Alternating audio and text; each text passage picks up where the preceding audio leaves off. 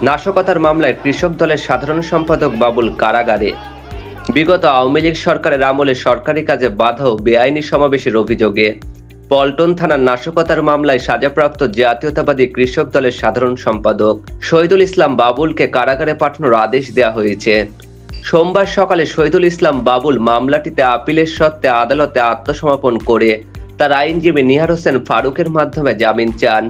শুনানি শেষে ঢাকার মেট্রোপলিটন ম্যাজিস্ট্রেট মোহাম্মদ সাইফুজ্জামানের আদালত তার জামিন নামঞ্জুর করে কারাগারে পাঠানোর আদেশ দেন। আসামি পক্ষের আইনজীবী বলেন, এই আদেশের বিরুদ্ধে আমরা ঢাকা মহানগর দায়রা জজ আদালতে আপিল করব। আশা করি সেখানে ন্যায় বিচার পাওয়া যাবে। এর আগে 2023 সালে 23 নভেম্বর শহীদুল ইসলাম বাবুলকে এ মামলার রায়ের এক ধারায় 2.5 বছরের সশ্রম কারাদণ্ডের পাশাপাশি 2000 টাকা অর্থদণ্ড, অনাদায়ে 7 দিনের কারাদণ্ড দেয়া হয়।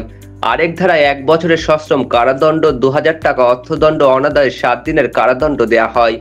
মামলার বিবরণে জানা যায়, 2017 সালের 31 October BNP chairperson Khaleda Zia Cox's Bazar সফর শেষে গুলশান যাওয়ার পথে দলের নেতাকর্মীরা পল্টন এলাকায় সরকার বিরোধী স্লোগান দেয়, ভিআইপি রোড বন্ধ করে ভাঙচুরের চেষ্টা চালায়।